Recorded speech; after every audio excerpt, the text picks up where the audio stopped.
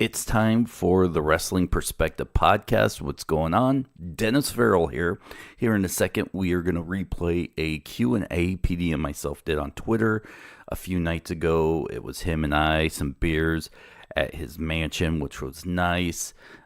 Got to see the butler again, who makes even more money than I do at this point in my life. So I've got that going for me, I guess. Just want to say thank you to everybody who came out and participated in it. We'll be doing a Facebook one soon. I really appreciate, like I said, it blew our minds at how many people came out and was part of it. I do want to say, if you listen to podcasts on iTunes, please subscribe to it, rate 5 stars, leave a comment. We will read comments. We love getting the comments. If you don't get your podcasts on iTunes, head over to WrestlingPerspectivePodcast.com. There are links to other avenues where you can listen to the podcast and subscribe. We won't grow if you don't go out and tell your friends. And hopefully that's what you guys are doing. Let your friends know, hey, we got this great show I listen to with Impact Wrestling's Petey Williams on the same feed as, James Ellsworth and his podcast, The Dougcast. So you get 2 weekly podcasts from 2 current wrestlers at the top of the industry for free on one feed. I don't know where else you can get that at, but here is the place you can. So hopefully you will take some time to tell your friends. Also, I just want to remind you guys, we have a 24/7 call-in line for both podcasts. That number is 231-930-2053. If you call, leave your name, where you're calling from, and what show you want to talk to, whether James Ellsworth or Petey Williams, and then leave a question, a comment. If you want us to talk about something, you can ask something. We will talk off of whatever comments you have too. So it's another way for us to be more fan interactive. We have some autographed pictures we still need to give away, and I still need to send some out. I apologize. It's my fault. I am horrible at that. We have a James Ellsworth autographed battle pack figure with Carmella. We'll be giving those away. All you have to do is follow myself, Dennis77Farrell, the Dougcast, or just at Dougcast, and Real Ellsworth, and we'll give you more details that way. Thank you guys, and enjoy the podcast.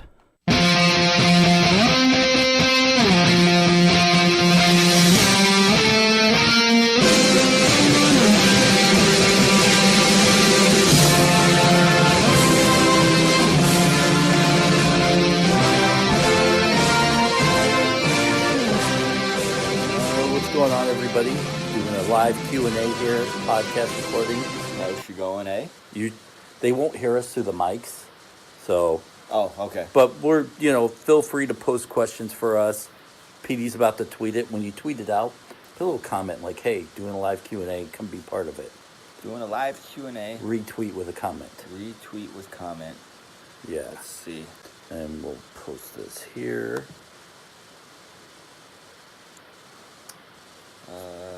Q. I've got the janky microphone. Petey's all professional over there. Skip my... That's your good side. Yeah, well, no, just get my butler to get... the palatial estates of Petey Williams. Let's see here. Go live. Wow. Okay. There. So, put this down. Hide this. there's something wrong with mine. It's empty. It's empty. Now we gotta ask Jeeves. Yeah, well, one of us is going to have to go up there and get one. It might have to be me because it's not Q&A with Dennis Farrell. What's going on there, Chris? How's she going, eh? Yep, we're just going to hang out. We're looking through, to be dorky here, we're looking through old magazines that Petey Williams has been featured in. Are you in the same magazine as Hulk Hogan and his wife? I don't know. So when Is that his wife or daughter? It's his daughter. It's Brooke. You should show it so the people can see it. When I used to go to Japan, when you go over there, I don't remember if it was fans or other reporters. By the way, Sean Rossap, but from Fightful, who's a good friend of ours, I've been working hard to get him James Ellsworth interview. Like, even gave him James Ellsworth's phone number. Hey, you can only do so much, man. James Ellsworth has been ducking him. He wants to know, will Petey Williams do his podcast? And I'm saying yes. Yeah. And you won't duck him. I mean, I don't see why not. Yeah. So, Sean, you got Petey anytime. I mean, heck, you could do the interview now with Petey. Yeah. We're not doing anything important. Where we? Oh, so this is back old TNA days. You might want to talk into the microphone, Sorry, too. I'm looking at it. And this was, back in the day. There's a picture of Team Canada. So, like media people Who's or that? whatever the case may be. Come on now. I can't see. I'm from behind. Sorry. Jeff Hardy. Oh, okay. Thought that was a joke. Yeah, so they would give us magazines and stuff. So I would, collect them and put them. And I don't know even if I'm in all or any of them. I know a few I just go through really quick. But it's just nice to keep. And then we found I found 6 of the same one down here. Yeah. Show them the fan art, too. That's kind of... fan art. Well, why don't we hand these out? Give this one to you, one to the computer, and one to us. Yeah. This was the first ever wrestling promotion I worked for in Japan. Joey Legend was the liaison over there, and this was one of our. No, this isn't it. This is Big Mouth. So this Big Mouth one, this picture was from when I used to work for WrestleAid Project. Awesome picture, right there. All right, so you can see AJ. I wrestled AJ that day, but it's me with a sword. Was the sword in lieu of a belt? No, so you had a belt as well. So for whatever reason, WrestleAid Project, they were like, hey, you're the Excalibur champion, and then Joey Legend's the King Caliber champion, and then he had a bigger sword, whatever the case may be. The company didn't last for long, so that's where the picture's from. But Big Mouth was... Well, when you have a sword in your pictures, you weren't bound to last long. Yeah, somebody's going to die, pretty much. Yeah. Did you stab anybody with your sword? No, I thought about it. I'm like, should we do a spot with the sword? I'm like, it only makes sense. I come to the ring with the sword, then I'm going to put it down to fist fight with somebody and wrestle? I mean, that doesn't make sense. At least hit them with the butt of your sword. Yeah. So, yeah, with Big Mouth Wrestling, that was I was at Korakuen Hall in Japan, and it was a culmination of a bunch of groups. And I want to say they had, maybe some shoot fighting involved as well and all that kind of stuff. So I only did it once, and I had a good time. Yeah. What's that? And so, what's that say? He saw you work BD a few times. Oh, okay. This was the fan art that was It's stuck in one of the magazines. Pretty good. Where's your abs at?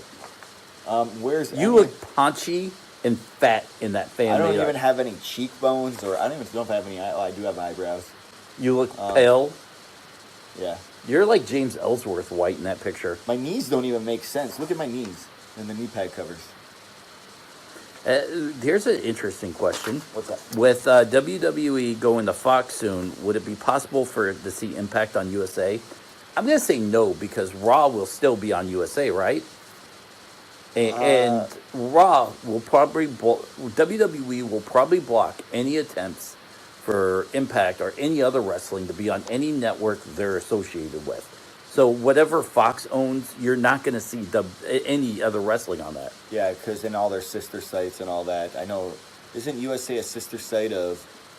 I don't know the networks or anything, but I would probably say that's very doubtful, unless, we were on Spike at one point. WWE was on Spike at one point, and WWE left Spike, broke the tie, so then we were able to be on Spike. They wouldn't have two of the same. No. And it's not like we're in competition with them, but it's two. The same product on there. Will Impact be coming to Chicago soon? You're going to Las Vegas. Yeah, I'm trying to think. You're going to Toronto again? Yeah, we got Toronto, Vegas. I don't know if it's Toronto, Windsor. Well, they just announced Nashville. Will Impact be doing any shows during WrestleMania weekend? I mean, They did last year. So they did some Twitch stuff, so I would assume they're going to do it again. Yeah. It only makes sense.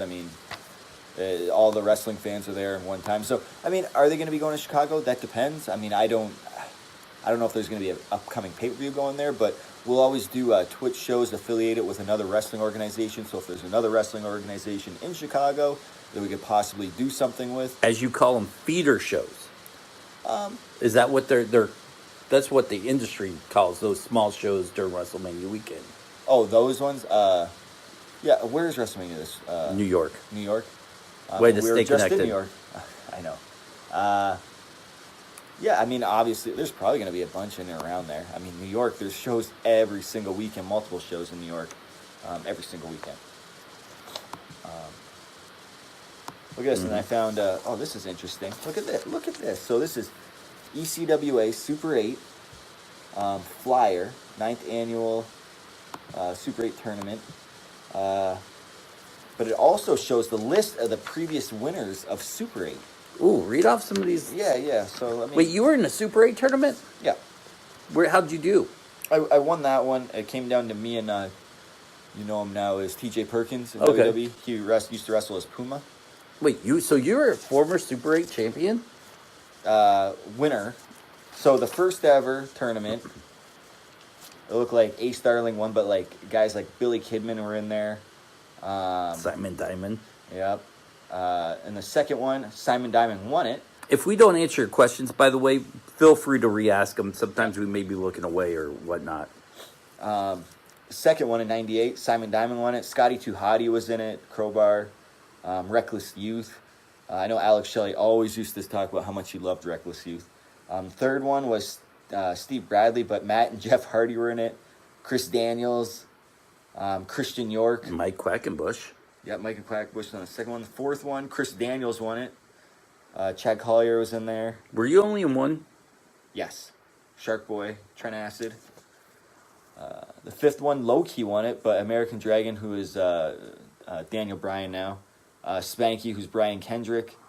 Someone wants to know what's the next Canadian talent coming out of Canada that no one knows about. But nobody knows about. That's a good question. Well, that's probably why you asked it. Yeah. Then I wouldn't know about this person either then, right? Oh, stop it. You know all you Canadians have everybody's phone number and know everything about wrestling. One guy to keep your eye on. Most people probably know about him, but he's never made it, to that, I don't know, featured level yet, I guess you can say, but he's really good, is Josh Alexander. Mm-hmm. So he's a good one to watch for, I would say. How about Marcus Burke? Someone threw that out there. I wish I could take credit for it. Yeah, I'm trying to put a name to the face. I'm kind of out of the loop with all the stuff that's going on. I do very limited independent shows now. So yeah, now that you don't have to. Now that you're back on TV, you're too good for the indie circuit. No, that's not right. Look at, okay. This is probably one of the best Super 8s right here. Just going back to this sixth one. Donovan Morgan won, but you had Jamie Noble in there. Mm-hmm. AJ Styles, Bobby Roode, Amazing Red, Matt Stryker, Pepper Parks, who's Braxton Sutter and was. Impact. Yep. Xavier. That's a stacked one. Right Who's there. Xavier? Just Xavier. No, Xavier. Who was just Red? Is that Amazing Red? Yeah, that's Amazing Red. Who was Donovan Morgan? Because I'm ignorant. No, he was like kind of an indie star back, know, at that time in the early 2000s and stuff. The seventh one, Paul London one, Spanky was in it. Saban was in that one. Frank Kazarian was in that one. And then the one prior to mine was... Xavier was the first Ring of Honor champion. Yes, that's correct as well. Thank you, whoever. Yeah. Look at that. We have our own... We have a research... Yeah, we have a research team on staff. And then the eighth one was Chris Daniels won it, but then Austin Aries in there, John Walters, Rocky Romero, Psychosis, Sean Devari, Ricky Reyes. So, a lot of people, as you could see, went on to be... Do you remember Black Nature Boy, Scott? Scoot Andrews? Yeah. Yeah, who's Scoot Andrews? Yeah. I don't. Where would I...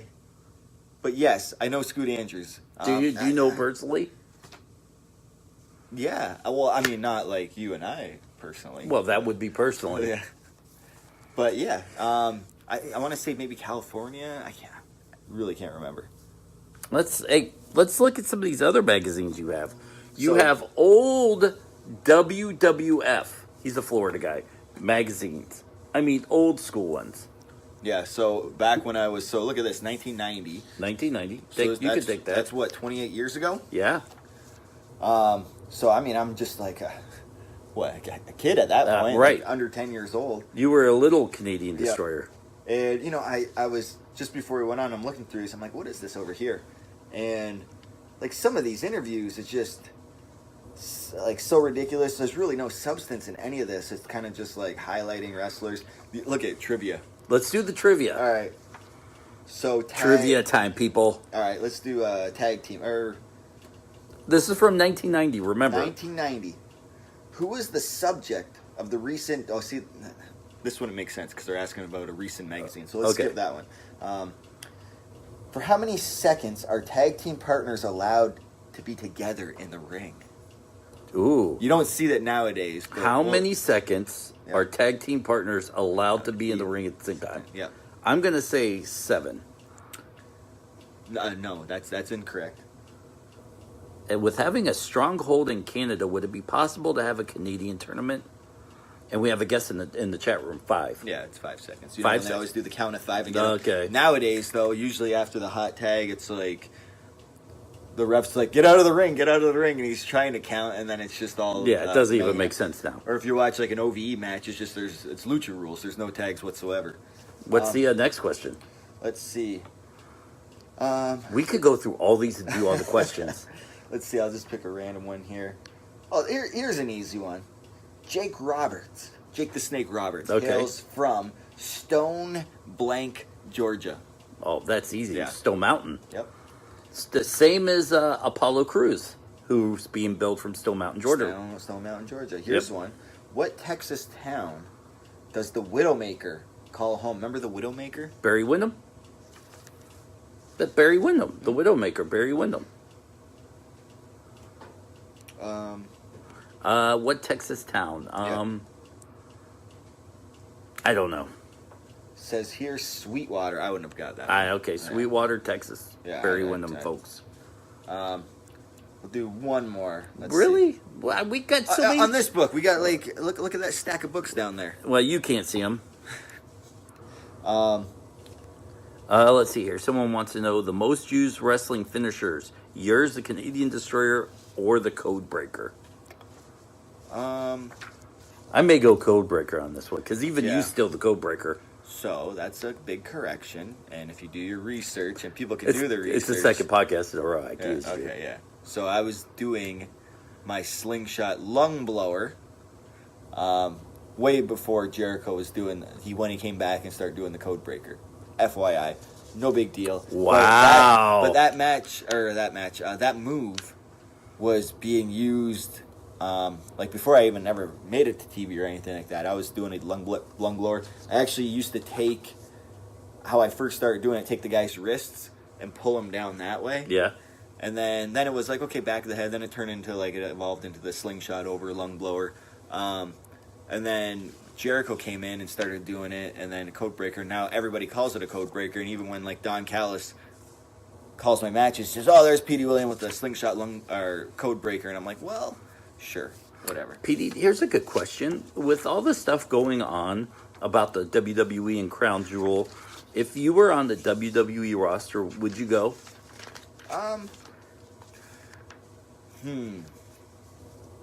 I feel like you would go because you're a good soldier, and I don't mean like fighting, but you're a company guy. Yeah. If the company says, "Petey, we need you to go," I understand things are not perfect. I think you would still go. Yeah, probably. You know, I look at like the safety of the people and stuff. And you hear, and here's the thing with news: you hear stuff that's going on, and you and I know because we see wrestling news reported, and sometimes it's worse than it really is, or it's not as bad as what people seem. So I'm like, how bad is it really? Sometimes they embellish stuff on the news.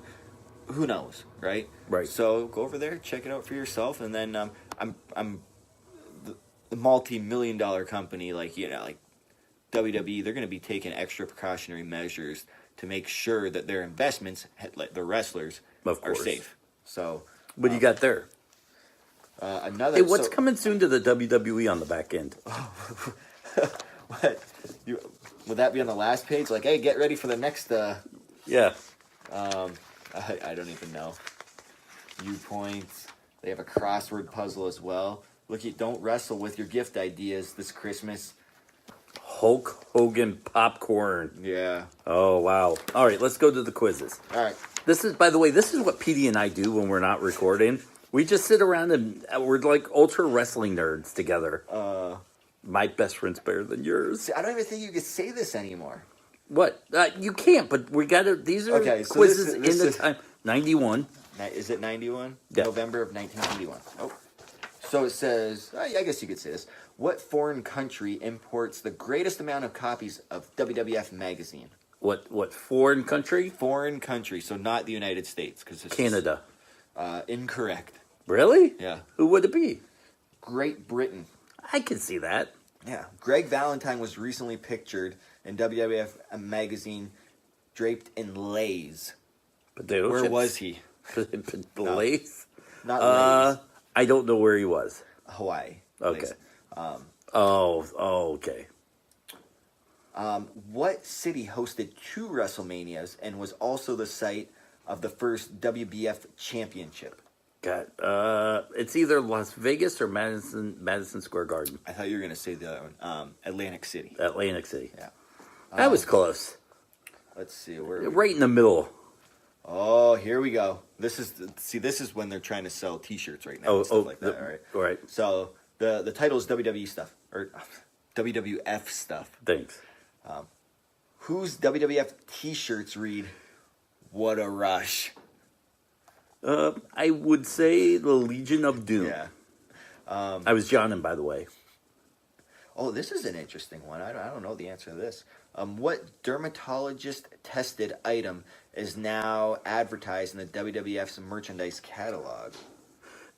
Head and Shoulders? No, dermatologist. That'd be a face thing. So, it says here WWF makeup kit. I wonder if it's like for Wow. Ultimate Warrior and like Legion of Doom. Oh and stuff my like gosh! I wonder. Hold on. Let's go to the. Let's go to the. Yeah. Let's go to the. I want to get an old WWF catalog. Do you remember those? They were like this thick. The only catalogs I've seen is like, hey, this is the merchandise catalog, fall winter. You know, you have all obviously 2 Right. page fulls of Hulk Hogan. Then you have a half page of. Dude, I remember. I had a buddy. Can you show them the foam Road Warriors? Oh yes. yeah. I got a buddy that still has this too. Yeah, the shoulder pads. I had a friend that had the foam shoulder pads, and I was so jealous. But he only had one. How much So were you they could- Oh, back then. back then? And it seems pricey for back then. $17.95. I would have paid it. Well, you have to remember, Guess how much this magazine was? $3.99. No, you're over. Oh wow, $2.50. $2.50. American, and I paid $3.25 Canadian for it. You know, I remember going through, and we were not a rich family, so I couldn't afford a lot of the stuff coming out of these magazines. Yeah. But I would cut all the pictures of the stuff and just hang on to like the little posters, like. You made your own mini poster, Yeah. right? Remember these belts? I do. Man, I had one of them. Did I you remember. really? How Yeah. much were those foam belts? Let's see. The foam belts were, and that surprised me. $13.95. That's I pretty thought cheap. they were like $30. In my I think in revisionist today's mind. world, it'd probably be $30. Yeah. Like, and what is this? WWF. Oh, here's the makeup kit. Found it. Did you? Yeah, and it's Guess who's on there? Ultimate Warrior and the Legion of Doom. Oh, nice. $4.95. See, once again, seems very reasonable now that I'm looking back at it. Man, 6 tubes of hypoallergenic liquid makeup, stencils, and all the tools to create exciting face designs. Man, Is that fanny pack right there? the championship belt fanny Yeah. pack, yeah. See, they had those back then. That's only $7.95. Guess how much these wrestling buddies were? Boy, I were 19. $24.95. Wow, that seems kind of expensive. Thank you, by the way, to everybody joining us. If we're actually doing a live podcast, podcast should be up hopefully by Sunday night. If the sound's good, we don't even know. We're not talking. We're just hanging out. Petey had some free time. He's like, "Hey, do you want to come over to my mansion?" I was like, "Absolutely." Whoa, what is that? That's a snake's mouth. But yeah. Oh, that was show them. Show the fans. Oh, if you're listening on the podcast, I apologize. A match made in heaven turned into a venom snake. That's a snake's mouth, right? Remember that back at that was a SummerSlam one year. Man, that's old school. But you could tell it by all this merchandise. Like WWF at the time was so kid oriented. Like that's unbelievable. And that's and I think part of me wants them to go back to that. Because think about it. Why did we start watching wrestling? It was kid friendly. It was kid friendly. Yeah. And then we grew up, and then it seems like their company and their product evolved with us, and they knew that. And now, if they go back to kids and stuff, guys like us are gonna be like, that's kind of. But the kids would love it. But the kids will love it, and that brings a new generation in. So someone asked, how did we get hooked up in podcasting? And I think we've kind of told the story, but I'm going to tell it a little bit, a different layer. We had a mutual friend in ours named Adam. And Adam worked out with you, right? Yes. All right. So I was a nerd, like a hardcore nerd. And me and my buddy Adam would nerd out. And I was a wrestling guy. I don't think Adam was a huge wrestling guy. No. But he comes up to me and says, hey, do you know who Petey Williams is? I'm like, yeah, I'm kind of familiar with him. I didn't watch a lot of Impact. That was kind of the period I was out of wrestling. It's like, well, I'm friends with him. Would you like to meet him? So we go out and hang out. And you and we hung out a few times. Yep. And I don't know. I wasn't a big Petey Williams fan because you were a different person back there. And I don't know if you liked me very much. But we went out once or twice, and it was like, okay. And then we went a couple years without talking. And Adam moved out. He was kind of like our mutual friend. He moved out of state, and then it was kind of like. Okay. Did I text you or did you text me? You probably texted. Oh, that one time I said, hey.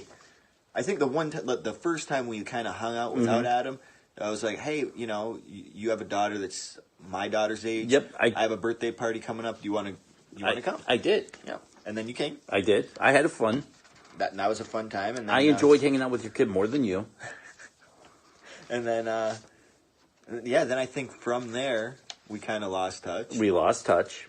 And then about a year and a half, I don't remember if you asked me to go text me and I got an extra ticket to a wrestling show, or if I text you just to see what you were doing.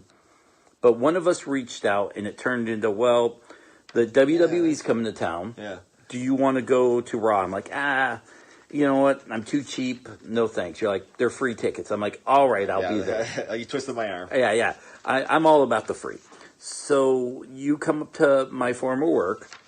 We hang out for a little bit, have some beers. We go to the show. And I think at that point I said, let's do a wrestling podcast. And you're like, nah, I'm not interested. You're retired at this point. You have no ambitions of coming back. Mm-hmm. So I'm like, all right. I think for like a month straight, about once a week, I would text you like, dude, you really need to do this podcast thing with me. And you were like, no. Then we go to a second show, right? So we went to, that was the last one at the Joe, right? Right. And then you kind of came around at that point, like, all right, I'll do one or two, and if I don't like it, I'm out. But if I like it, I'll keep doing it. I think after the first one we did it, because the Joe didn't shut down until 6 months late. We were already doing the podcast for about 6 months, I want to say. Okay. Yeah. So, but you were very hesitant and didn't want to do it. That is correct. And that's kind of how it really got started. And now I think you love it as much as I do. Yeah. I mean, I have a good look at it. Think about it. I bought this magazine when I was like 9. Which magazine? No one can see it. At least people on the feed. The Texas Tornado. Yeah, December 1990. So I bought this magazine when I was 9 years old. And, well, I didn't buy it. My dad used to buy it. Your daughter's age now. Yeah. And I used to, my dad used to buy them for me, obviously. I had that one. Survivor Series was one of my all-time favorite pay-per-views. Oh, yeah, and they have a checklist on here. A checklist. Here we go. You remember this? Okay. Who rushed to Hulk Hogan, Hulk's side and threw his jacket over him after he was attacked by Earthquake on the Brother Love show? I don't know. Vince McMahon. Wow. Prior, like, before Vince McMahon was Vince McMahon. Do you think Kerry Von Erich could have been a heavyweight champion if given the chance? I don't. I think he was a limited, skilled character. And the Intercontinental Champion was probably perfect for him. You know what he reminded me of when I'm 9 years old and I see this guy for the first time? Who? Ultimate Warrior's all the way around, like already around. Right. And then I see this guy, kind of the same hairdo, has a similar build to Ultimate 5 o'clock Warrior. shadow. Yeah, like everything looks the same minus like, the face paint. I'm like, this guy kind of looks like an Ultimate Warrior ripoff. Okay. So I can see like, yeah, okay, he has Intercontinental potential and, he wasn't around for long enough to, make it up to that heavyweight status, but possibly. I mean, he was very good in the ring, and in the 80s, he didn't have to be that good. He just had to have the charisma back then. So let me tell you a funny story about the earthquake thing, the Hulk Hogan earthquake. I remember watching it as it aired on TV. It wasn't live; it was pre-recorded, but it was on TV, live to us. Are you talking about when he squished him? Yes, like did the squish 3 or 4 times, right? So I think they were talking about the Brother Love show. Anyways, let's not get into this. But anyways, go ahead. The squish thing. Right, but it was on regular TV. I don't know if it was being interfered in a match or what. Mm-hmm. But he squished him 3 times. And at the closing of the show, and I remember this to this day, this is my grown-up moment. They pan to a nicely folded Hulk Hogan Rules t-shirt. And they had the red bandana and a locker, and they're like, we don't know if Hulk will ever wrestle again. The prognosis doesn't look good, and they're panning out, right? I'm a little Hulkster. I'm crying. I legitimately am crying. And my dad looked at me and said, hey, dumbass, wrestling is fake. And that was the moment for me. And it still resonates to me this day because I was like, what? My dad's like, yeah, Hulk Hogan will be back in like a month. Yeah. And he was. I think he maybe went off probably to film No Holds Barred or something like that. I think he took a vacation from what I remember hearing, in the dirt sheets. But that was the Hulk. Oh, yes, Hulk Rules hat. You're pointing to it. Yeah, but do you see who that is? The painter's cap. Oh, is that can you show it? This is the issue, January 1990 issue.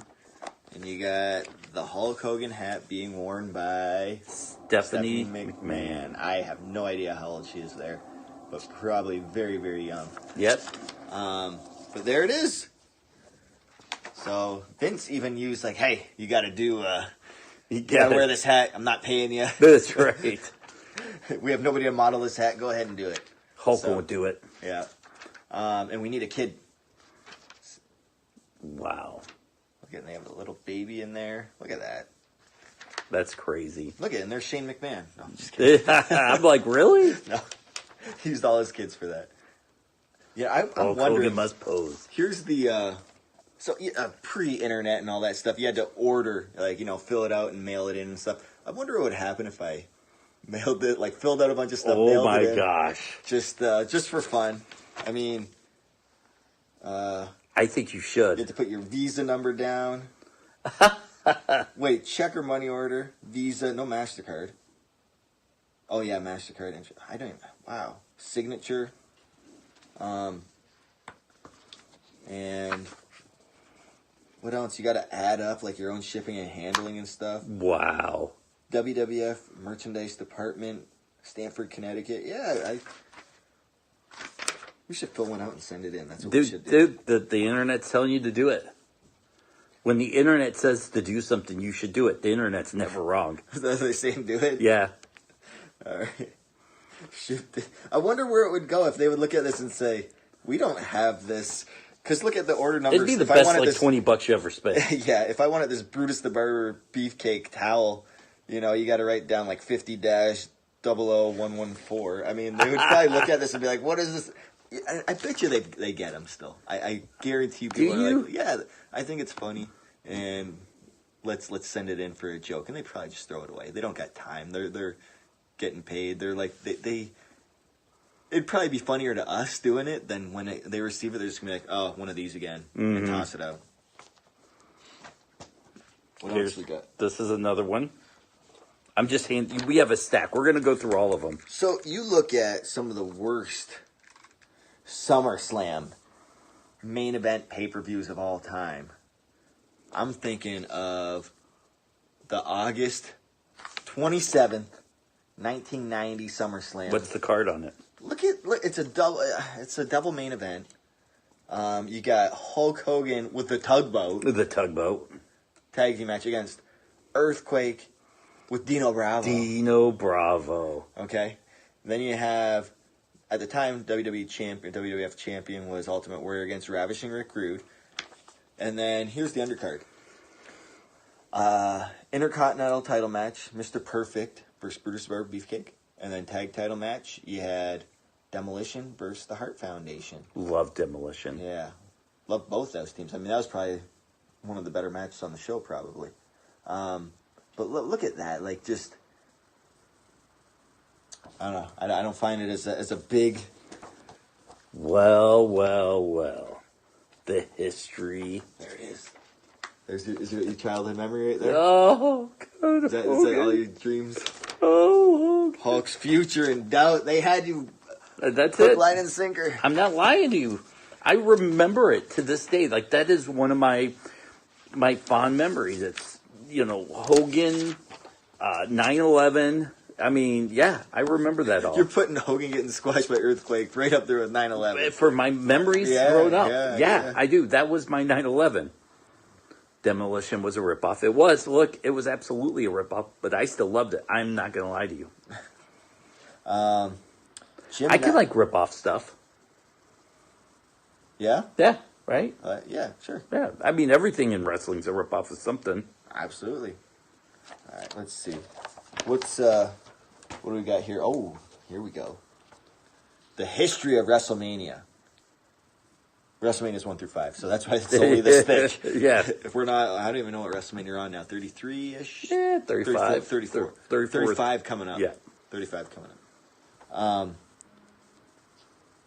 Man, it has the whole history, all 5, a bunch of pictures and stuff like that. You know what? Can you tell me any match? Let's see. And WrestleMania 1. WrestleMania 1? The first WrestleMania. Let's see. Let me see if I can Was get it the card. Was it Hogan and Orndorff? So it was... Let's see what they got here. No, because it was actually a tag match. Oh, was it Piper and Orndorff versus Hogan and... Mr. T. Mr. T. I knew it was something along those lines. Special guest referee, Muhammad Ali. Hey, being involved with Impact, do you watch WWE on a semi-regular basis? I kind of don't. It seems like I watch, and I've answered this before, I watch more wrestling when I'm not actually wrestling or in the wrestling You business. watch the highlights. And You'll go on YouTube and... So this is what I found. I said, I'm wrestling again. I got to at least watch the highlights. And now I kind of don't even watch the highlights. I'll try to read up on it, or I'll have Dennis give me the synopsis of it on the phone. Yep. And we still talk on the phone, by the way. Yeah. So I mean, that's Andre the Giant versus Big John Studd. Battle of the Giants right here, WrestleMania. Right. 1, right. Tito Santana versus the Executioner. The Executioner. You had King Kong Bundy versus Special Delivery Jones. Greg the Hammer Valentine versus the Junkyard Dog. Barry Windham and Mike Rotundo versus Nikolai Volkov, Iron Sheik. Matt Bourne versus Ricky the Dragon Steamboat. Wendy Richter versus Leilani Kai. And that was it. That was your WrestleMania 1. I mean... The Rockers. What year is that there? You still talk on the phone? You probably still use a huge phone book. Yes, I do. Yeah, I have the phone book right here, guys. Yeah. No, I don't. Come on. I do. I'm old. A phone book. I use a phone book. I still play my Nintendo 64. Hey, look at this. I like when they have pictures like this. Doesn't it look like... So that's page 20. That's page 38. Looks like he's grabbing him through here, but it's probably 2 different pictures. Maybe it is. Anyways. What we got with the Rocker? This is an older one. August. What year? August 1989. Wow. He had interviewed... Well, I wonder what was going on in August of 89. Ooh. This is the main event, it looks like, for SummerSlam. Oh, Jesus. Right here. Now, this looks a little bit better than the other one because you got Macho Man in there. Mm-hmm. So, he's a workhorse. Him and Zeus versus Hulk Hogan. And Brutus the Barber. Brutus the Barber. Man. If you have an untimely death, will you make sure I get all this stuff? Oh, like in my will? Yeah. Yeah, just ask my wife. She's not going to want this stuff. She's not. She's going to be like, what is this? Yeah, Dennis, you can take Jody says hi. Hi, Jody.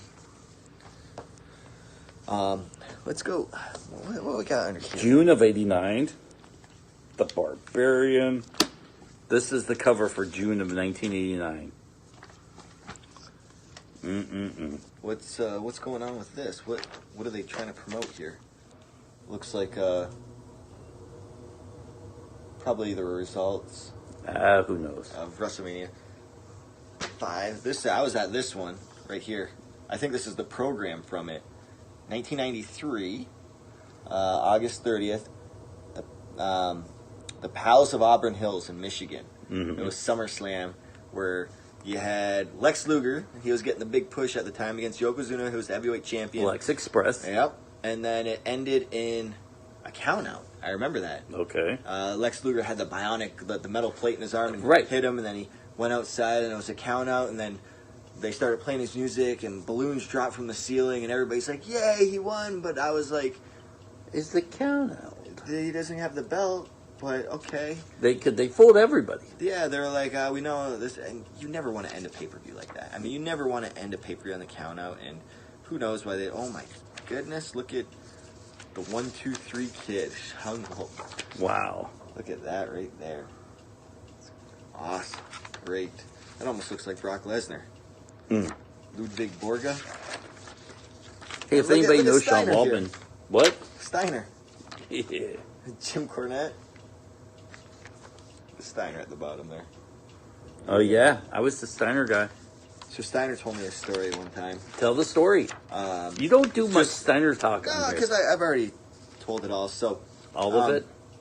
Yeah. What you can? Yeah. So this hairdo here, the mullet, dark hair, the all-American. The classic Steiner look. Classic Steiner look. So Steiner's got maybe some pictures in his house of that. Him looking like that. And then he meets his wife after he doesn't look like that anymore. And he has the, the blonde hair, blonde goatee, and all that kind of stuff. And then he told me that his wife, after being at his house a couple times, she was like, all right, didn't question the pictures of, Steiner with the mullet. Mm-hmm. She actually thought that it was somebody else, not him. And she was like, why does he have all these pictures of this guy up in his house? Like, what's this? And she had to, hey, that's me. She's like, that's you? Because she was probably not a wrestling fan either. No. They probably didn't watch it. So, and she's probably, I'm going to guess, half his age. You know what? That's just a guess. I didn't even think of it when I met her to, ask kind of compare or anything, age or anything like that. But, when I first met his kids... You should just randomly text Steiner right now. How old's your wife? When I first met him with his kids, I'm trying to think, were they 7 or something? That was years ago. They're probably 17. They're probably maybe out of seniors in high school or beginning college or whatever. Giving clotheslines, going to the University of Michigan. They're probably going to be the new Steiner brothers. Yeah, the Impact. Steiner sisters. Yeah, I mean maybe they'll debut at the next. Nasty boys. Boy, that looks like that right there. That's what Dolph Ziggler is going to look like at 50. That is a good. Who is it? The Golden Eagle, Tom Platz, 2-time Mr. Universe. Oh, show the webcam people this one. It's black and white, guys. Black and white, but this is what Dolph Ziggler looks like at 50. What do you think? Yay or nay? Yeah. Oh, jeez.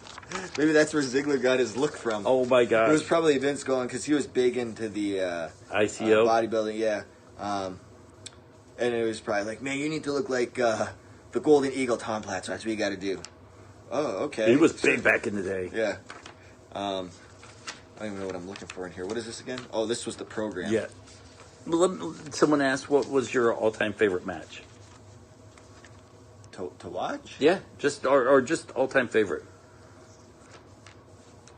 Oh.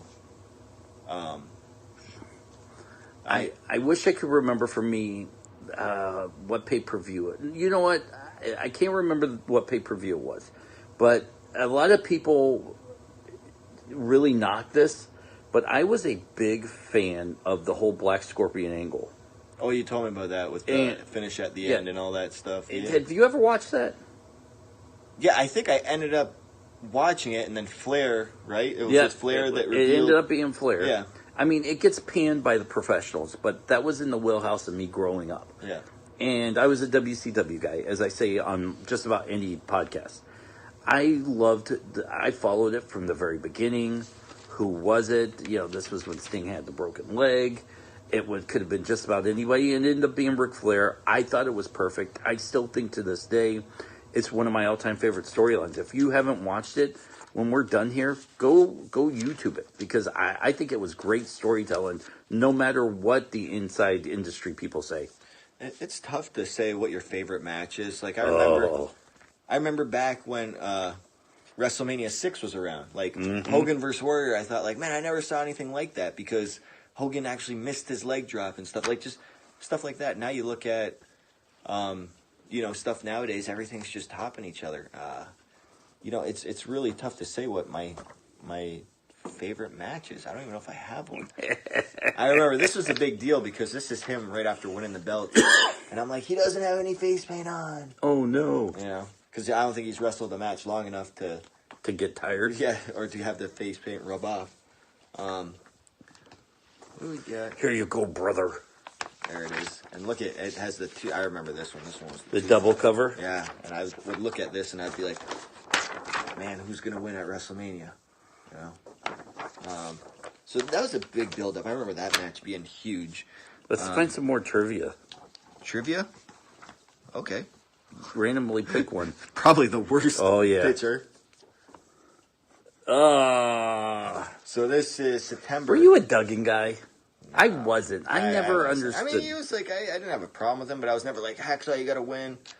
Did you ever meet him? Oh, yeah. I don't know. Well, I mean, he does so many indies now. I mean, it would almost be ridiculous for me to not bump into him. I've heard a lot of alleged stories about him. He's just Hacksaw. Yeah, he's Hacksaw. He's loud. Like, he'd like kind of sit there and whatever, and then before he goes out there, like right as he's about to go out, he'd be like, "All right," like he'd get really loud and stuff, like getting his character and stuff. And I'm like, man, he's loud. Like he can be really quiet and he can be really loud. Where's the trivia here? Looking for. Oh, here we go. All right, here we go. What year is this from? This is... To put this in context. September 1989. All right, guys. So most of the listeners right now weren't even born yet. All right, we're doing trivia from 1989. All right. Okay. This will be an easy one, even if you don't even watch or were born at that time. Okay. No. Ted DiBiase, his $1 million belt is studded with what precious stones? Diamonds. Yep. Even WWF President Jack Tunney admires the belt, but he told WWF Magazine, it is what? Not a sanctioned belt? Oh, yeah, meaningless. So good. Yeah. I'll accept that answer. Thank you. DiBiase replied by saying the belt is worth more than Tunney could make in how many lifetimes? 3. 10. 10. 10 lifetimes. 10 lifetimes. Yeah. And that's probably right. Ooh. Okay. Category numbers. How big are WWF champion Hulk Hogan's biceps? I believe they are 24-inch pythons. Yep, that's right. Yes. What day in April did WrestleMania 5 take place? 4? The second. Oh. How old was Rick Martel when he began his career as a wrestler? 13. No, 17. Yeah. Who lost his pants at WrestleMania 5? I don't know. You don't know who lost his pants? No. Brother Love. Brother Love. Yep. 24-inch pythons, brother. Yep. 2 more questions. Mr. Fuji tossed salt at the face of Smash from Demolition during WrestleMania 5, but he ducked and the salt flew into whose face? Great Muda. I know. I just threw it out there. Warlord. Warlord. Well, you're welcome for the Buddha thing, by the way. All right. What was the name of the song performed by Run DMC at WrestleMania 5? I didn't even know they performed at WrestleMania 5. I couldn't tell you. It's called WrestleMania Rap, of course. What do we got underneath here? A lot of... Everything with Hulk Hogan on it. Yeah, it seems like Hogan in his contract had like, hey, brother, I gotta be on... I wonder if I can find the WrestleMania rap. like on YouTube or whatever. Yeah. He probably had a contract of the 12 magazines he had to be in. This is a newer one. The newer one? Yeah, so this is back when... So then wrestling got hot again, right? And then I was like, let me pick up some more magazines. Who was the Super Shredder? I don't know. Super Shredder? Kevin Nash? Okay. Yeah. In the Teenage Mutant Ninja Turtles 2 movie or something like that. Oh, okay. You got PWI 500 from... When you're not watching wrestling, what does Petey Williams watch? Wrestling. Really? No. You don't... Come on, what do you watch? Yeah, I watch... So I don't have cable. That's by choice. That's by choice. Yeah. Times are rough, guys. Times are rough. I can't afford cable. No, it was ridiculous. Like, I had cable on all the channels. I'm like, I don't even watch this. I usually flip through it and then end up watching another... What's going on, guys? Not much. Just talking about shows. Depends. Big Walking Dead fan. Can't wait till the new Game of Thrones comes out next year. Mm-hmm. And I'll watch stuff from like Netflix. Whatever's hot on Netflix, I'll watch. He doesn't have Hulk Hogan money. I thought Hulk Hogan filed for bankruptcy. No, I sure hope. And then he won the Gawker thing. Yeah, but Gawker didn't have enough money to pay. That's why they claimed some of it, right? I don't know. I wish Gawker would do that to me. I'd settle for half of what Hogan made if it was me. I'd have been like, you know what? Give me $30 and 2 cheeseburgers. and that's good. That's why I'm not in business. Let's see, who was number 1 in this? Batista was ranked. What year is this? 2005. PWI 500 2005. Now wait, Batista's number 1, guys. Who is everybody's guess for number 2? Number 2, PWI. Triple H is the guess. No, Triple H is... Number 4? Yep, he's number 4. Triple H is number 4. Who's number 2, Petey? It's Cena because he won. That was the first time he won a title. The same WrestleMania that same year. Batista beat Triple H, I believe. Okay. And then Cena beat JBL. Who's number 3? Kojima. Do you know him? No, well, I don't know him personally. Number 3? That was Kojima. Triple H is 4. JBL's 5. Ooh. Kurt Angle is 6. I'm wondering if at this point he came to TNA. No, he's got a WWE mic in his hand. It would have been the TNA picture. Okay. I feel like. I think he came. AJ Styles is number 7. Wow. Yeah. Edge is 8. Yeah, let's go down. And we got, let's see. Where were you at that year? Do you remember? Yeah, this was my highest year. Is it? Yeah, this was 23 for me. So I'm right underneath Samoa Joe.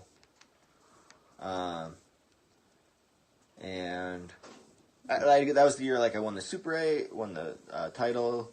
What's the write-up on you that year? Will you read it for us? Yeah. I don't know what this 4 means. And then 178. Oh, so I think 178 was... In 2004? Yeah. All right. So you made a big jump from 2004 to 2005. I don't understand how this works, but okay. Just go with it. So, Williams has had a remarkable year. The inventor of wrestling's hottest move, the Canadian Destroyer, held the TNAX title for 5 months. He won the 2005 Super 8 tournament, scoring wins over Rory Fox, Alex Shelley, and Puma. Thanks to his incredible finish, appears getting booked all over the country. Won the NWA Upstate No Limits title. Don't remember that. Beating Kevin Dunn. Okay. Also held the BCW. That's the more... Border City Wrestling. TV title. How old were you when this happened, by the way? 24. Okay. Well, so they do it from... This is November 2005. So it started in 2004. They do it from September 2004 to or July or something to the following year. So it was like from when I was 23, 24 years old. Okay. The captain of TNA's Team Canada and one of Scott D'Amore's prized pupils, superior mat wrestler and technician, pound for pound, one of the best wrestlers in the world. And then I have a crappy year after that. Yeah. Is that also the year you got fired? Oh no, that was 2009. I got released. So this is 2005. Let's see. Here's some of the names are in that that you may know. Chris Jericho's at 25. Undertaker's at 26. Monty Brown's at 28. You got Randy Orton at 29. Eddie Guerrero, 15. Chris Benoit at 13. Dr. Huge. What's going on, bud? Shawn Michaels, 34. CM Punk, 40. What's Punk doing at that point in 2005? Because, see, I was not a Punk guy until he got to the WWE. And now, I'm not a Punk guy now. He was at Ring of Honor. I think he was... In this time? Yeah, I think he was feuding with, like, Austin Aries and Joe.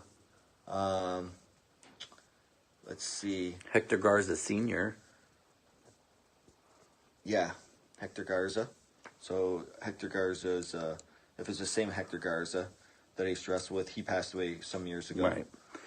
Why does Scott Steiner have so much heat or hate for Hulk Hogan? Is it a work?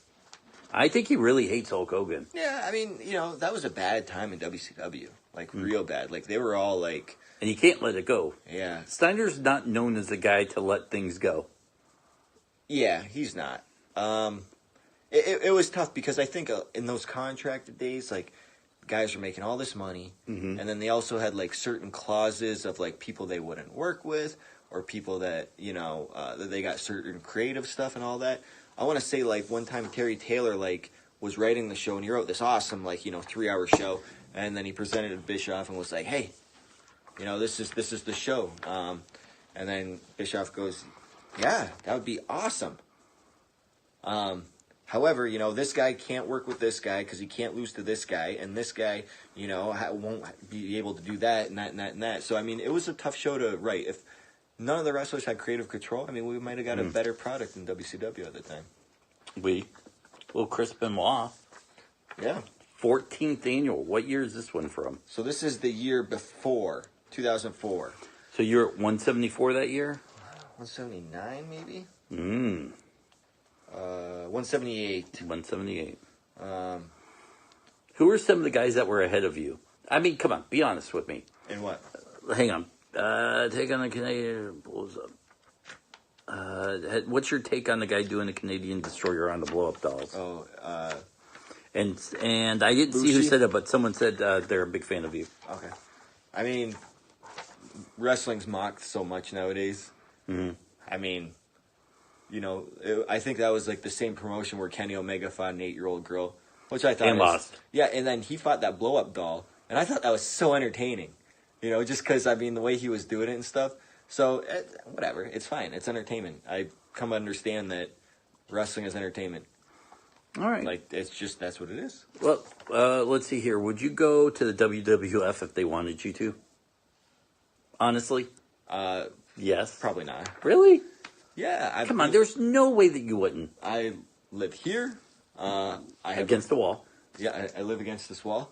And then I have a podcast with you. Yeah, you'd have to give up the podcast. I'd have to give up the podcast. I'd have to give up my roots here. I would have to move back to Orlando. Move back to Orlando. My kids are in school. My wife has roots here as well. Like, we have family here. It's just... So you heard it here, folks. Petey Williams says no to the WWF if they ever ask.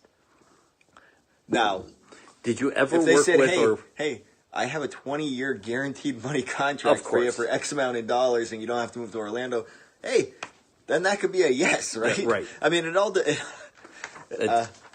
someone wants to know, have you ever worked with or around Macho Man? Yeah. Yep. Yeah. Macho Man was at our first ever... Before we had Bound for Glory, it was called Victory Road. That was our first ever pay-per-view in 2004.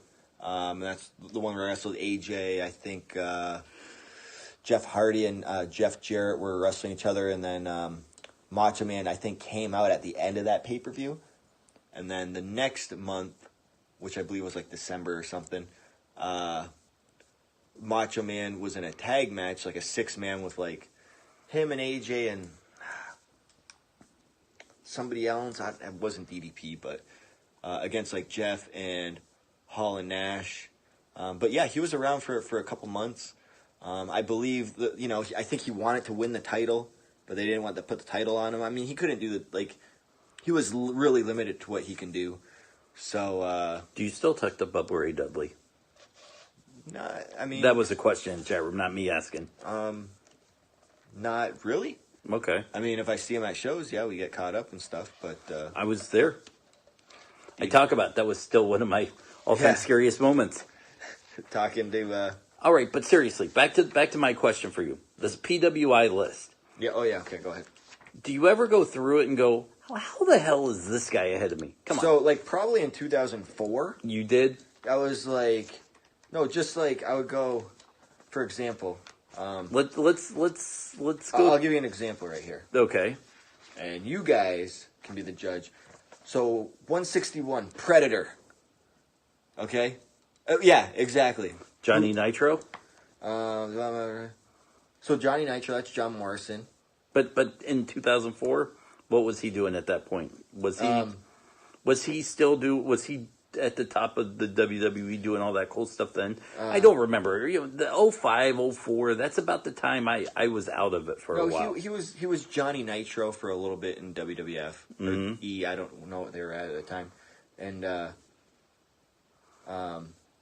think I don't know, because it's a year span. Okay. So he was Johnny Nitro. Amazing Red, do you think you should have been ranked higher than him at that time period? At that time in 2004, yeah. Red was still so I had just started with Impact, and he was or TNA, and he was he was Miz and Morrison in 04. They were a tag team. That's what the chat room says. Oh. I'm listening to them. In 04? I don't know, but it doesn't say that in here. Maybe a later part of it. Whatever. Do you think you should have been ranked ahead of Bobby Roode? They spelled his name wrong. R-U-D-E. See, it's no. I mean, come on, be honest. Just say it. No, just say no. I mean, no, I do not think so. Just say I think so. No. Okay. Rodney Matt. It's hard to say. Chad Collier, Colt Cabana. I think in 04 you should have been ranked higher than Colt Cabana. No, I mean at the time he was with the Second City Saints with CM Punk and Ace Steel. They were doing a big thing at Ring of Honor and stuff. Okay. So this measures 2004. So it goes from that late 2003 to 2004 to. I only started with Impact in February of 2004. Mm-hmm. So half of the year, they're only ranking me based on half the year. Okay. Pretty much. So who else is ahead of you that we Halloween? Who's that? I think he's from. So Halloween was ranked ahead of you? I mean, Halloween's coming up. I had to mention Halloween. Was Christmas ranked higher than you too? No, Christmas is ranked actually at 181. There was a wrestler named Halloween that was ranked higher than you in 2004. I think he teamed with come on, Damien PWI 666. Electroshock was ranked higher than me. Wow. Who's Electroshock? I know, right? Keep going. This is fun. Let's see. One of these things is not like the other. Okay, Taka Michinoku is right ahead of me. That's okay. I'm going Fat 2. So is Fat 2, is that Rikishi at the time? No, that's not Rikishi. Fat 2, I'm trying to think of who. Oh, he was Jamal from 3 Minute Warning. Okay. Predator, though, man. I should have beat that Predator guy. Black Tiger was ranked ahead of you, it looks like. That's fine. That's fine. Heidenreich, remember Heidenreich? Oh my God. Shark Boy. Do you think he should have been? At the time, yeah. Like I said, he was a regular in Impact. He was getting all the fan base and stuff like that. He was really though. Shark I remember Boy? thinking people talking about Shark Boy before I even made it there. They're like, yeah, the Shark Boy guy. Do you have any cool Shark Boy stories? Come on. I will tell you this about Shark Boy. I kind of equate him to Krusty the Clown. Oh, yeah? You know what I mean? Like, he'll like go to the back and take off his mask and be like, all right, let's have a smoke or something like that, or have a beer or whatever. Yeah. Like, you know, but I've always got along with Shark Boy. Super cool guy, and I've worked him so many times, and I remember him the first time I do the Canadian Destroyer, and he's not one of those like flippy flop wrestler type guys. And back in 2004, when I'm like, hey man, they want me to go over, he's like, oh okay, I think I could take it. I think I can do it, and that's what it was back then. I think I can do it. Yeah, like I think, and he used to take it great. Like he was, and he's definitely not a backflip type of guy. But Ooh, yeah. Shark Boy drinking the clam juice. Oh, man, that's a bad joke. Someone wants to know, do you think Hulk Hogan was bad for TNA? This is a good question. In what way, though? Like, so did he take a lot of money from the company?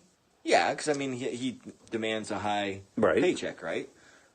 He brought a lot of eyes to the company. Yes. So it was the first time where we actually did, like, a live head-to-head show on Monday night with Raw. If you guys, I wasn't with the company at the time. I don't know, like, it depends if you look at it in hindsight. In hindsight, you know, if they didn't get Hulk Hogan, okay, maybe they'd still, like, be on that slow climb. Maybe they'd still have guys like AJ Styles and stuff like that. They wouldn't have burned a lot of money with Hogan and stuff. But Hulk Hogan to me, and I'm not a Hulk Hogan guy, but Hulk Hogan to me was no worse for TNA than Jeff Jarrett was, than Macho Man was, than Eric Bischoff. I don't know your feelings on Eric Bischoff or any of those guys, but I think if you take Dixie Carter out and you were to have just left Hulk Hogan limited in his powers, I think he would have been good. But sometimes you just give a person a little bit too much power. Yeah, and Hogan always had, like, even in WCW, like, creative control and stuff, and that was WCW, so he probably had more of it and Impact and all that kind of stuff. But like I said, it was the only time where we actually went head-to-head on Raw, and that was like a bigger rated show, and then I think they did it the next week. It wasn't as big because they didn't deliver. And then they eventually left that Monday Night Live slot. Big Boss, man. How young he is there. Wow, and alive. And we have Spotlight magazines, and what is this one down here? What's that? I don't know. Japanese one? Is it Japanese porno? No, it's Japanese wrestling. Who's this right here? Oh, Lesnar. Wow. Yeah. I don't even know. Are you in that one? I don't know. Like I said, I missed that question, guys. Repost. Yep, repost. I don't know, because they would always give me these books over there, and I would bring them home, and sometimes I was in. Is that La Parka? I don't think so. It was in the color part. Back the other way. In there somewhere. Come on, you can find it. I can't read any of this. Well, jeez. That's La Parka, right? It's either La Parka or La Park or Mini. Was there a mini La Parka? Yeah. Because are these minis right here? I don't even know. So Shocker, he used to wrestle for Impact. So, what's that one there? I sat next to him on an airplane once. Oh. He had a promotion for a while. Don't know what it was called, but it was like the religious service mixed with wrestling. And he had good shows. I remember that was the time that I met when Shawn Michaels was still retired. And he didn't come back. I met him there and Sting on the same show. And I think Shawn Michaels came out and like gave super kicks in his run-in and stuff like that. Remember the Mummy? WCW? Yes. So... Did you take a Shawn Michaels super kick? No, I was in a ladder match. What would you have not given to have taken this Shawn Michaels super kick? I was fine. I didn't even offer. I remember Eric Young was on that show, and Eric Young's a huge, huge Shawn Michaels fan at the time, and probably still is. And he told like D'Amore, because D'Amore was helping book that show, because again, DiBiase would come with the show to certain areas and be like, hey, Scott, can you help me get local guys and all that kind of stuff? It'd be a smaller show, and he would have his guys. And then I remember Eric Young saying, like, hey, I know Shawn Michaels going to be on that show, man. I'll do anything to... I think he wanted to match them or, like, just something where he's like, let him give me a super kick or whatever. Did he? I don't know. Can you text him? I don't remember. No. I don't remember if it happened. I think Eric Young was on the show. Mm-hmm. Maybe he wasn't. He probably did, though. I mean, this is like 2002 probably now. We're asking. So that's the books. I think we're at the end of the books. We're at the end. We're at the end of this. We're at Pro Wrestling. PWI. What's going on with this one? So, just for people recapping on the videos, this is a live Q&A going up on our podcast feed, the Wrestling Perspective Podcast. If you were listening on the podcast and you want to watch the video, it's on Petey Williams and myself's Twitter accounts. This was fun, Pete. I had a blast doing this. Hopefully the people enjoyed watching this. If you have any last-minute questions for Pete or myself, go ahead, throw them up, and we'll answer as many as we can. But the Wrestling Perspective Podcast, Petey Williams and myself, on that same feed, James Ellsworth and myself do a podcast. So you get 2 weekly podcasts for free. So, wait, is that? That's Shark Boy. No, I'm talking about the... D-Ray 3000 right there. D-Ray 3000. So this is a magazine from 2004. Pete, what's your dream match that you want to be in? Dead or alive, one wrestler that you wish maybe you even almost had a match with, but just missed out. Man, such a good question. Probably, dude, I don't know. Probably somebody like a Bret Hart, but if we were like the same age-ish, I would have liked to, I kind of upset that I never actually wrestled Brian Danielson. I've actually never had a singles match with Samoa Joe. I've had tag matches with him and all that kind of stuff, but I've never had a singles match with him. So those are things where I was like, I was there in that era, and those were like missed opportunities that I wish that somebody would have booked. I'm like, we worked for the same company under contract. You would have thought that, like it only makes sense. So yeah, well, there you go. He gave you 3 names. Is this a TNA book or is this PWI? This is, it says Pro Wrestling, PWI 2004, the year. Yep. I don't know what's going on. There's a young picture of Daniel Bryan and CM Punk. Mm-hmm. You got more of the same. I don't even know what's. This looks like a year in review book. Okay. So here's the achievements. So, Rookie of the Year right here, Monty Brown. Even though he started wrestling before 2004, and you got the runners-up. All right? Even though I started wrestling, and I think it was 2000. You were runner-up? Yep. And then Johnny Nitro. So Monty Brown got 41% of the votes. Petey Williams, 38%. Then you got John Morrison here, 9%. Dude, you know what you got to do, right?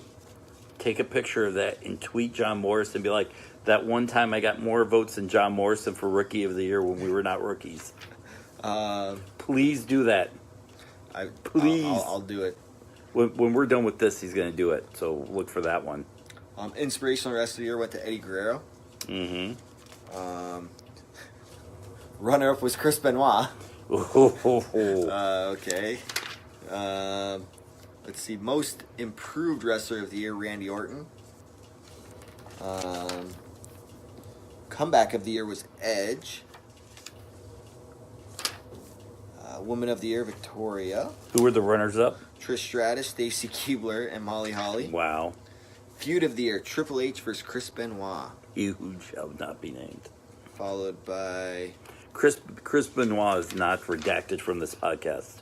Yeah, I'm just reading out loud. Most Popular Wrestler of the Year, John Cena. Wow. 31%. followed by Chris Benoit. Wait, who's number 3 on the follow-up list? Runner-up, Eugene. Eugene was number 3. This is the year of Eugene. Most hated wrestler of the year, Triple H, followed by JBL, Kurt Angle, and Jeff Jarrett. Match of the year, Triple H versus Chris Benoit for Shawn Michaels. That was the WrestleMania match. That got almost half the votes. And then other WWE matches after that. Tag Team of the Year, America's Most Wanted. Wow. This is, I think, the year that WWE was struggling with their tag division. You had La Resistance. The Dudleys. Was the runner-up. Dudley Boys. And then Charlie Haas and Rico. Wrestler of the Year, Chris Benoit, 72%. Landslide. Wow. Followed by Randy Orton, Eddie Guerrero, and then AJ Styles. And that's it looks like. It's PWIH. What's this? Your unofficial official awards for 2000. I think it's just comments right here. Okay. So that's where we're at. But I definitely have to take a picture of that. Yes. I mean, it's from... Still, I think that would be fun to see what Morrison says. 14 years ago, I used to be better than you. Yeah, I think that's how you should put it. All right. Listen, guys, we're going to wrap this up. Thank you. Maybe in another month we'll try this again. Yeah, I mean, we should do it every day. It'd be nice if you would come to my house. I mean, it's small and feeble compared to your mansion. I mean, this wrestling money has been very good to you. I mean, you get your own valet when you come to my house. I know. How do you not like that? It was so nice to see Sonny bring me into the house. Sonny Borelli, we're talking. Yeah, that's Sonny. Okay. All right, guys. Thank you for hanging out with us here.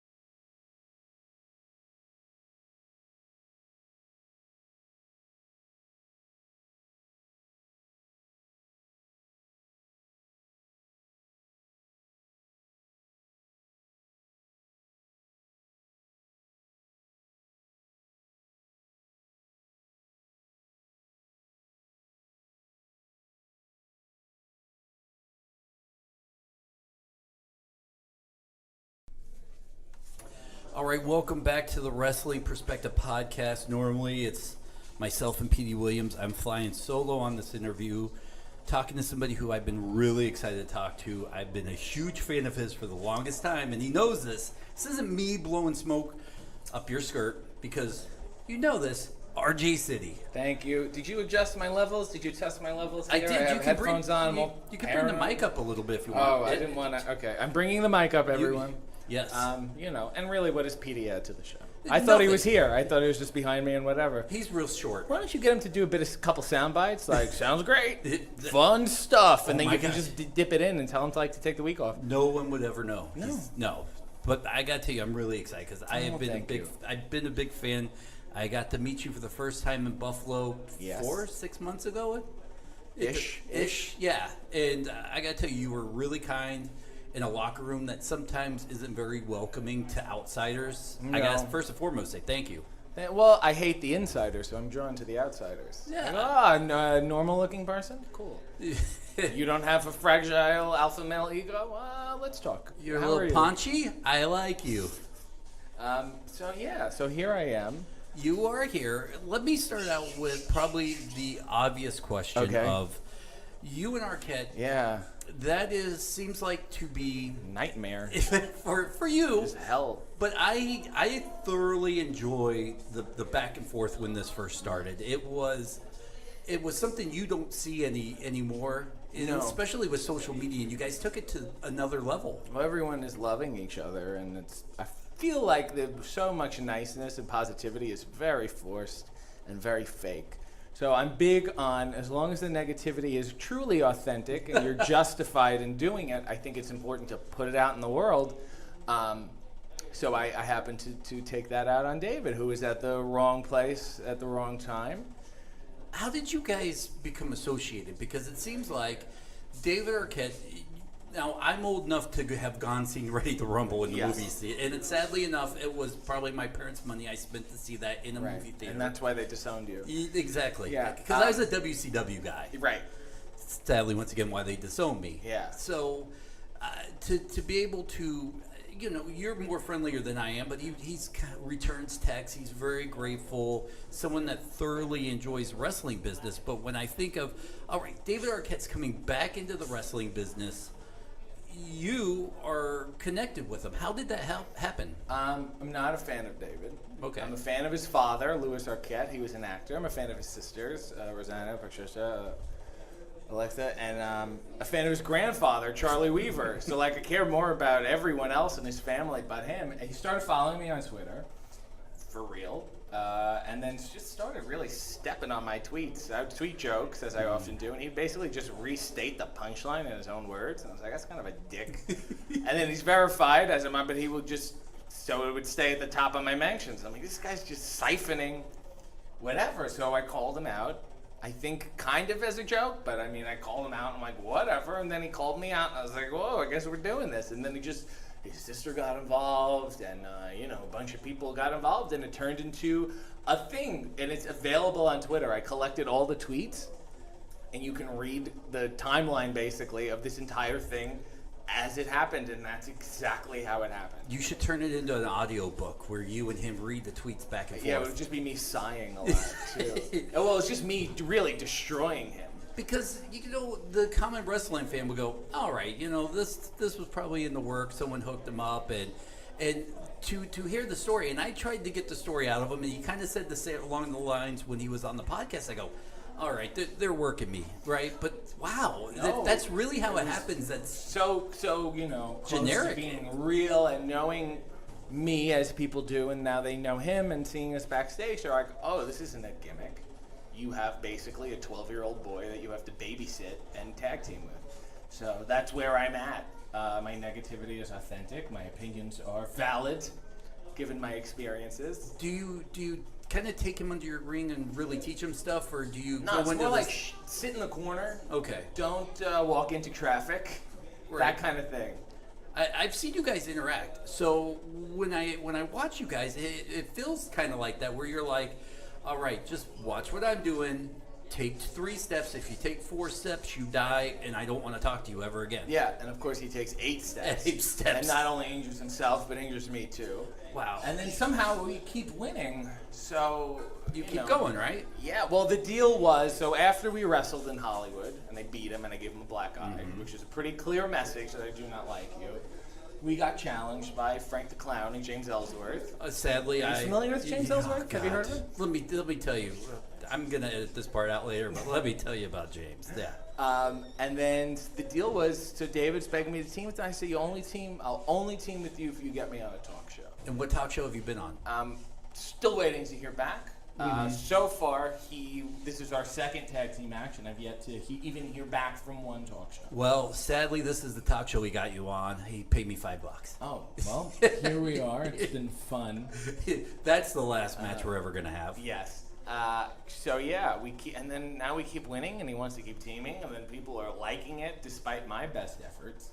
So in many ways, this is my personal hell, and unfortunately, some of my greatest tag team success will come much to my chagrin. Wow, I can't wait for you and who's the Perry guy from Friends to start tag teaming next year? Oh, Matthew Perry. Yeah, you. No, I want to challenge better actors. I want Alfred Molina. Let's do this, Molina.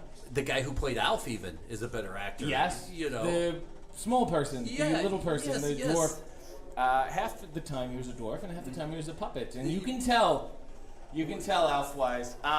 Who else? Judith Light from Who's the Boss? Yeah, that's a good one. Yeah, I That's certainly a get good there. one. I heard she has a mean hammerlock. I'm interested in that. Maybe even Tony Danza, slightly better Maybe actor than even- David Arquette. Slightly better. But still, baby steps up the ladder, right? Yeah, I mean, he did, Tony Danza. Can I just talk about, do the other people listen to this? We don't have to talk about wrestling, do we? No. The cast of Taxi is just like I would sleep with every single person. The way they were on that show, it'd be like everyone. It's such a great Christopher show. Lloyd, Andy Kaufman, even Danny DeVito is like at his peak attractiveness, which is saying nothing, but still. And then of course Mary Lou Henner, Jeff Conway. I'm like, and Carol Kane. I love Carol Kane Oh, still my. to this day. Do you? She's on that Netflix show I absolutely love. Which one? Hang on. The Incredible Kimmy Schmidt. Oh yes, she is. I Yes, did see that. And she's just adorable. She's adorable on that show too. Yeah. She plays this adorable racist. Yeah, I love it. As all racists can be. Huggable. Yeah, that's why they're so deceiving. Yep. go Can I talk ahead. about you for a second? Barely, but go ahead. Like I said, before the Arquette thing, I was a fan of yours. Right. And how do you feel like this has changed your trajectory in pro wrestling? Is it better or worse? I mean, honestly. The same, and in one sense it's better, in the other sense it's worse. It makes my job a lot harder because I'm a control freak. So this is a very out of control human being I have to deal with. Is it better? It's weird. I guess it just evens out. Some things are better, some things are worse. Is my life better? My health is good. I went to the doctor a few days ago. He said, you have no major illnesses, so I'm just holding on to my health. So yeah, and then people were working like new places. We're doing Rise in Chicago. We're doing an all-women's show. That's awesome. We're doing House of Hardcore to Philly, which is a huge mistake. But Oh my God, I'm just ready to get shanked. But do you say no when Tommy Dreamer comes to you, the godfather of Well, indie I'd wrestling? say why? Tommy, please, no. He's like, no, I'm like, no, please. Gosh. You please have to stop this. So this is, we are successful despite my best efforts. Are you guys going to start like video blogging your road trips? He's all over the Instagram story. He Instagrammed the whole ride here. He was so excited to drive to Canada. He didn't understand. You can go from Detroit to Windsor and suddenly you're in Canada. He's like, wow, look at the trucks. I was like, yeah, Canada has trucks. I'm kind of, between you and I, I'm kind of shocked he made it over the border. You think of David Arquette, The you border think, guard recognized him. oh, And I was like, all right, I don't have to explain this idiocy. Perfect. Oh. Let me put it like this. We drove, within 5 minutes, he wanted to stop. I had a shake, pea protein shake with greens and raw asparagus. This is what I'm eating. We stop at 7-Eleven. He buys a cheese string, beef jerky, ghost pepper peanuts, and 2 Halloween masks. which 2 Halloween just Just random skulls. Wow. He's like, oh, he these is are- a 12-year-old. Yeah, so Did you take his wallet away from him and be like, listen, next stop, you're on a budget? Well, I say, once that $10, it's gone. It's gone. You Yeah, can't spend it right. on something else. You And can't once- spend it on a Never Been Kissed DVD. It's gone. Once again, another thing I'm shocked that he had $10. Yeah. Well, people. Did throw you loan it to him? No. But I You've said, learned your lesson? Yeah, a long time ago. But so I thought maybe I'd get some acting tips from him, something. But Once again, wrong guy. hey, wrong guy. I mean, you can, Ted Danson's around. You can Oh, get a Ted Danson's. but I love to team with Ted Danson. I bet you he could do a clothesline. I'd say so. Yeah. Yeah, he's got some height on him. Yeah, and probably just as mobile as David Yeah. Arquette in the ring. Yeah. Although I will say Arquette is tough in the sense that he consistently puts up with the shit, much to my surprise. Does some decent moves. Wow. How did you get into pro wrestling? I don't remember. Like, how did How did it come about? How did you I don't go? remember not wanting to be a wrestler. Right. It was this and the It's Muppet everybody's Show. dream. Yeah. I was originally trained in the Catskill Mountains by Jerry Lewis. It was a very Mr. Miyagi, Karate Kid kind of thing. Right. And then I started working the vaudeville circuit, wrestling around the vaudeville yes. circuit. And, it was great and difficult because he would chain with me, but he'd also have a cigarette in his hand. Right. In his mouth. And, of course, he said it was good for me to increase my lung capacity. I'd have to breathe harder. Then when I'm wrestling someone who's not smoking a cigarette, I'll have a greater lung capacity. That makes absolute sense, by the way. So we started doing that, and I started hitting the loop that way. And then, I ran into a bunch of people. Milton Berle, B. Arthur, of course. You were huge in the Branson circuit, right? Well, yeah, I don't like to talk about it anymore because of the incident, which Right. is fine. And, God rest Red Skelton. And again, my apologies to his family. In Lafka. No, what are you going to do? Yeah. It happens, it happens. And again, I'm very sorry about it. And Right. then I started picking up. It started happening, and then here we are. On the serious note, what were your goals? You're still a young guy. What are my goals? Yeah, I don't know. That's why this is a therapy session essentially here. Yeah. I'm gonna be kind of like your mother here. Yeah. Jay, what are your goals in life, huh? What do you want to do? Get What a do you nice do? girl. Yeah, what's your When are plan you, when are B? you gonna settle down? Yeah. It's weird. My goals were like very basic, and then as I got more into stuff, I think I'm living, Beyond what I thought my goals would be, in the sense that I certainly could not have predicted this level of idiocy. Right. And I kind of am determined to do things that are new and fresh and kind of anti the way things are done. There's a very clear path to the top, and I'm not that interested in it. It's very boring to me. I'm a bore. I get bored very easily, and I want to try to do new things. So I'm forging that path, seeing where it takes me, and if you're not involved, then you're missing out. I don't know what to say. You remind me of a very athletic Morton Downey Jr. Okay, great. Because he had personality, very Yeah. outspoken, Yeah. and that's kind of how you are to me. That I Right. can sit and listen to you talk. I watch your videos when you post Thank one. you. Look, I'm the biggest RJ Mark. I'm not. Sweet. I know. Thank you. I'm blushing now. So that's kind of how I could see you as like a athletic Morton Downey Jr. as we're throwing out 80s references. Yeah, I can vibe with that. I was fascinated with him. There's a documentary about him. Yeah? Provocateur is the name of it. I'm like, yeah, I like it. He was just weird. He's fascinating. His father was a singer, like a lounge singer, and he wanted to be a lounge singer, and he never made it, and he resented his father, and that's how he came. So resentment seems to be the theme, the thread between he and I, is resentment and disappointed. I look at wrestling, and I'm bored with it. Right. Guys come out yelling, pointing. I'm like, God, that's so original. You're right. So I'm like, let's just do something new for my own sanity. I do not care about anyone else. I'm here to entertain myself. And then if you happen to enjoy it, that's like just a bonus. That's what I like about your Twitter is it seems like you're only trying to make one person laugh, and it's you. Yeah. And you do. Because you drive yourself insane trying to get to other people, trying to reach them. And then you realize, like, two people is fine. They can have an intellectual conversation. 4 to 5 people, a group of people, is significantly dumber. It's just statistics. The more people there are, the dumber the collective group will be. Right. So people say, like, oh, you got to do a suicide dive. Everyone loves suicide dive. Well, actually, everyone is an idiot. Like, look at how the voting works. Everyone is dumb. Yes. Clearly, we can't get together collectively. So I don't really care what they, And if anytime someone says, oh, you gotta whatever. You gotta wear blue shirts. Everyone's doing blue shirts. I'm like, perfect. I will never wear a blue shirt.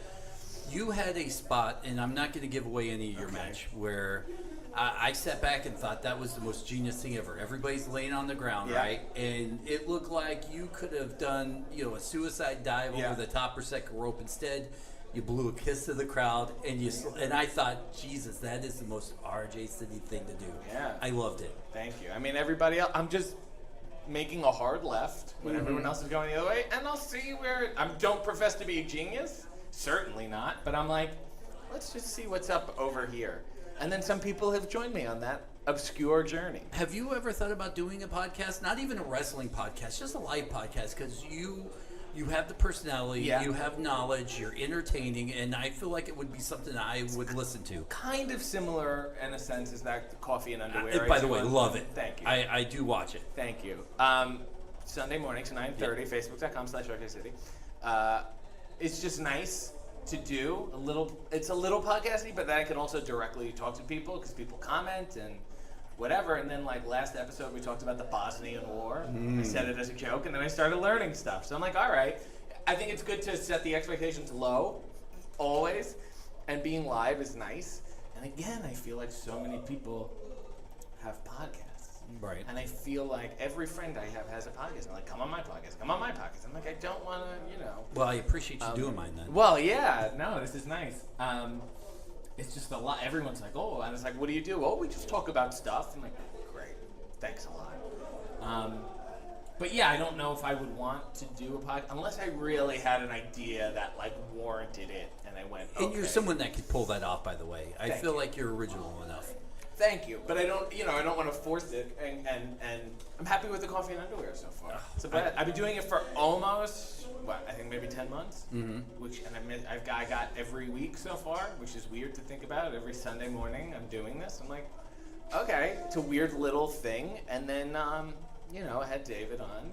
I saw. Had some fun wrestling people on. Dreamer was on. Yes. We'll be having more big names in the future. Favorite episode you've done? All-time favorite?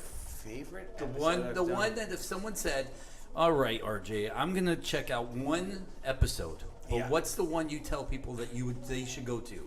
I would say the one where I was in New York at my grandmother's house and I had my grandmother on the show. Oh. I was not prepared for. She reminded me almost like a baby crawling into traffic, just like about to give away her home address on the air. I'm like, what do you do? Come on back a little bit. She was just. When I say loose cannon, I make her sound like Sam Kinison, but she's not. But the stuff she said I was just not prepared for it. And then we spilled the coffee and ruined a very expensive footstool. Oh. So it was very live. I like being live. I don't like to plan shit. I'm like, we'll just see what happens. So that one is, is very good. Wow. I can't wait until you ask a old 40 fat-year-old guy to be on Coffee. Let me know. I'm around. Let's just do it. I would do it in a heartbeat. You know who's a big fan? Who? Weird People Watch. Lanny Paffa watches. Right. Really? And then I say, hey, Lanny, and then he signs off immediately. And then my biggest supporter is Rhino. Wow. Watches almost every week and said, let's do it. I'm like, yeah, I'll meet you in your little Motor City there. Dude. And we'll sip it. I would love that. It would be delightful. So and I hear so many great, amazing, funny stories about that guy. Oh yeah, he's a delightful human being. Listen, where can people find you? Don't. No. Google my name. Google RJ. Whatever comes up, if it interests you, because we're all technologically advanced. Yeah. We can figure this shit out. Yeah. What are you sitting there with a pen, writing down my Twitter? Google. I did. Google it, see what comes up. Whatever you like, you can follow me. If you don't like it, just move on. No pressure. I'm not going to force you to follow me, and then you got to put me on mute. I don't need that level of anxiety. Right. I feel like everyone, I do one tweet, and within a minute, I get no likes. I'm like, was there a fucking meeting where everyone had me on mute? Whoa. So, I hate when that happens, because you're like, that was a pretty good one, guys. Where's at least one like? There's some tweets where I go, some tweets I just throw out there, and then they stick, and I'm like, wow, whatever. There's some tweets that I'm on the fence about, and like 3 minutes goes by and it's low. I'm like, I'm deleting this. Yeah. There's other ones I go, you know what? This is a good joke. fuck you if you don't get it. I'm putting this out there. If you don't get it, and there's a couple people who, if they like it, it means like 20 people liked it to me. Mario Cantone. Yeah. Are you familiar with Mario Cantone? Yes. So we're like Twitter friends. Right. So weird. Michael Hitchcock, who's in all the Christopher Guest films. Yes. Worked with David. He was on Mad TV. He likes stuff, and I'm like, Francine from ECW. Yes. I'm like, these people. I'm like, okay, you see what I'm getting at here. So this is for us burgeoning intellectuals. So I'm like, perfect. One of my favorite jokes is,